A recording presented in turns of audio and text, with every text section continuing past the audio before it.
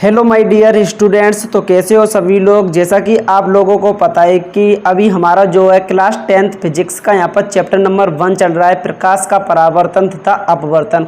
और इस चैप्टर में हम आज की वीडियो में हम देखने वाले हैं प्रकाश का परावर्तन, एक बहुत ही ज़्यादा इम्पोर्टेंट टॉपिक है। तो चलिए आज की वीडियो को शुरू करते हैं। जो भी बच्चे चैनल पर नए आए हो चैनल को सब्सक्राइब कर देना, क्योंकि हम यहाँ पर हाई स्कूल का कंप्लीट तैयारी करवाने वाले हैं। तो जैसा कि हमारा एक मोस्ट इम्पोर्टेंट यहाँ पर टॉपिक है प्रकाश का परावर्तन। प्रकाश का परावर्तन क्या है, सबसे पहले हम इसको समझेंगे, उसके बाद प्रकाश के परावर्तन के मैं आपको यहाँ पर नियम भी बताने वाला हूँ। तो वीडियो को शुरू से लेकर अंत तक देखना है। तो चलिए वीडियो को शुरू करते हैं।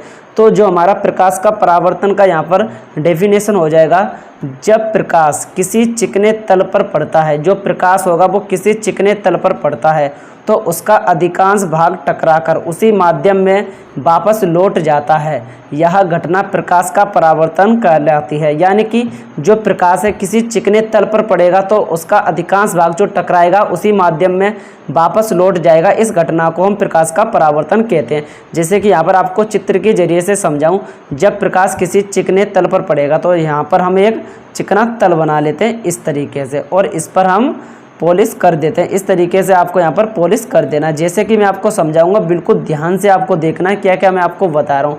जब प्रकाश किसी चिकने तल पर पड़ता है, ये हमारा प्रकाश है, प्रकाश हमारा यहाँ पर चिकने तल पर पड़ा हुआ है, तो उसका जो अधिकांश भाग होगा वो टकराकर उसी माध्यम में पुनः वापस लौट जाएगा।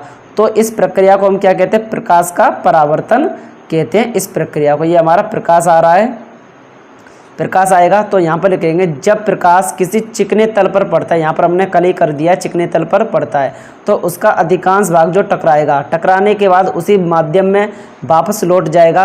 इस घटना को हम प्रकाश का परावर्तन कहते हैं। तो ये हमारा हो गया प्रकाश का परावर्तन का हेडिंग हो जाएगा। बिल्कुल सिंपल तरीके से आपको बता रहा हूँ, बोर्ड एग्जाम में काफ़ी ज़्यादा इंपॉर्टेंट है ये वाला टॉपिक प्रकाश का परावर्तन, इसीलिए कह रहा हूँ कि ध्यान से देखना है। उसके बाद अब हमारा जो टॉपिक है परावर्तन का नियम। तो जो प्रकाश है उसके परावर्तन के दो नियम हैं। तो दोनों नियम समझने से पहले यहाँ पर चित्र में मैं आपको चित्र के जो चित्र होगा उसी के जरिए से मैं आपको एक्सप्लेन अच्छे तरीके से कर दूंगा। बाद में मैंने यहाँ पर लिखा हुआ भी है, इसको भी मैं आपको यहाँ पर समझा दूंगा स्टेप बाय स्टेप। तो जो प्रकाश होता है वो प्रकाश चिकने तल पर टकराएगा, उसके बाद उसी माध्यम में वापस लौट जाता है। ये जो प्रकाश आता है इसे कहते हैं हम आपतित किरण। जो प्रकाश आता है उसे बोला जाता है आपतित किरण, उसे आपतित किरण बोला जाता है। और जो टकराने के बाद जाता है उसे बोला जाता है परावर्तित किरण, इसे लिखेंगे परावर्तित किरण। उसके बाद यहाँ पर आपतित किरण और परावर्तित किरण के बीच में एक हमारा ये केंद्र बिंदु होता है, इस यहाँ पर हमें एक अविलंब खींच देंगे तो इसे बोला जाएगा अविलंब। बीच में इस तरीके से अविलंब खींच देते हैं तो बोला जाएगा अविलंब बोला जाएगा। उसके बाद यहाँ पर जो आपतित किरण है और जो आपतित किरण और अविलंब के बीच एक कोण होता है आपतन कोण, इसे आई से प्रकट करते हैं, इसे बोला जाता है आपतन कोण। और अविलंब और परावर्तित किरण के बीच में एक कोण बनता है उसे कहते हैं परावर्तन कोण, इसे आर से रिप्रेजेंट किया जाता है।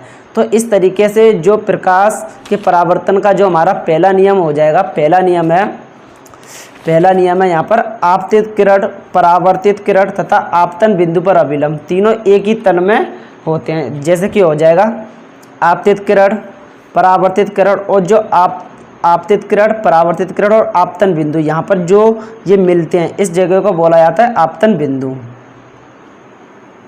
इस जगह को बोला जाता है आपतन बिंदु। ये तीनों जो है एक ही तल में होते हैं। जैसे कि अभी आप देख सकते हो ये तीनों यहाँ पर एक ही जगह पर मिल रहे हैं।